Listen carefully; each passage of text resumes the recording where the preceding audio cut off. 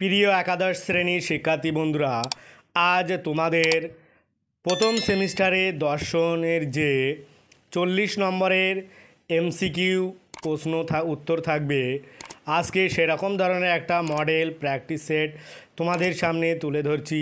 এর আগেও কিন্তু তোমাদের একটা মডেল প্র্যাকটিস সেট তুলে ধরেছি।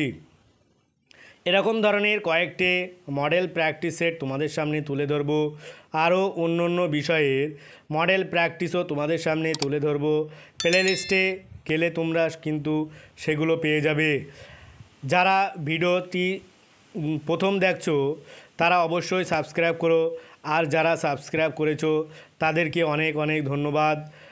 আর যদি ভিডিওটি ভালো লাগে তাহলে অবশ্যই কমেন্টে জানিও, বা কেমন হয়েছে তাও কমেন্টে জানিও। যদি নতুন কোনো ভিডিওর প্রয়োজন হয় তবেও কমেন্টে জানিও, আর ভিডিওটি তোমাদের বন্ধুদের সাথে অবশ্যই শেয়ার করো। এরকম ধরনের মডেল প্র্যাকটিস সেটগুলো প্র্যাকটিস করলে তোমাদের কিন্তু যে প্রশ্নপত্র কেমন হবে সেটার একটা ধারণা হয়ে যাবে, আর তোমরা অবশ্যই ভালো নম্বর পেতে পারবে। আজকে সেরকম ধরনের একটা প্র্যাকটিস সেট দর্শনের তোমাদের সামনে তুলে ধরছি। প্রথম প্রশ্ন, 1. বেদ শব্দের অর্থ কী? এ. ব্রহ্মজ্ঞান। 2. বেদ কয়টি? ছি 4টি। 3. ঋগ, যজুঃ, সাম ও অথর্ব এই 4টি বেদের বিভাগকর্তা কে? এ. ব্যাসদেব। 4. ব্যাসদেবের অপর নাম কি? এ. বেদব্যাস। 5. কাকে বেদান্ত বলা হয়? সি. উপনিষদকে। ভিডিওটি না টেনে শেষ পর্যন্ত দেখতে থাকো। ইম্পর্টেন্ট প্রশ্নগুলো তোমরা এই প্র্যাকটিস সেটে অবশ্যই পেয়ে যাবে। 6. উপনিষদ শব্দটির অর্থ কী? সি. ব্রহ্মজ্ঞানের জন্য গুরুর সামনে নিবিষ্ট চিত্তে বসা। 7. মন্ত্র, ব্রাহ্মণ, আরণ্যক ও উপনিষদ এগুলি কার অংশ? এ. বেদের। 8. বেদের মন্ত্র ব্রাহ্মণ অংশকে কি বলা হয়? সি. ধর্মকাণ্ড। 9. মীমাংসা সূত্রের প্রধান ভাষ্যকার হলেন এ. সবরস্বামী। 10. প্রভাকর মিশ্র, কুমারী ভট্ট এবং মুরারি মিশ্র এরা হলেন মীমাংসা দর্শনের উত্তর বি ভাষ্যকার। 11. শেষর সাংখ্য বলা হয় বি যোগ দর্শনকে। 12. অবৈদিক রূপে উল্লেখ করা হয় যাদের, তারা হলেন বি নাস্তিক। 13. নাস্তিকদের মধ্যে জড়বাদী সম্প্রদায় বলা হয় যাদের, তারা হলেন এ. চার্বাক। 14. আস্তিক কাদের বলা হয়? বি. বেদের প্রামাণ্যে বিশ্বাসীদের। 15. নির্ভরযোগ্য ব্যক্তিকে বলা হয় এ. আপ্ত। 16. আগমতে বোঝানো হয় সি. শব্দকে। তারপরে আসবো পরের প্রশ্ন। 17. অর্থের আপত্তিতে যে জ্ঞান হয় তা হলো অর্থাপত্তি। 18.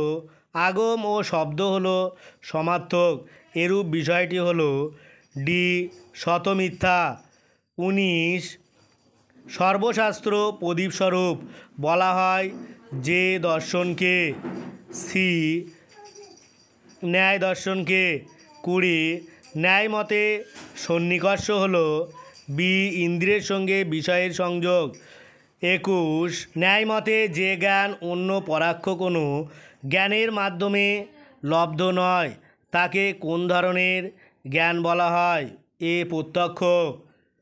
22. গোত্রের প্রত্যক্ষে কোন ধরনের সন্নিকর্ষ হয়? বি. সংযুক্ত সমবায়। 23. অভাব প্রত্যক্ষে কোন ধরনের সন্নিকর্ষ হয়? এ. বিশেষ্য বিশেষণ ভাব। 24. ন্যায় মতে সামান্য লক্ষণ সন্নিকর্ষ কোন ধরনের সন্নিকর্ষ? বি. অলৌকিক।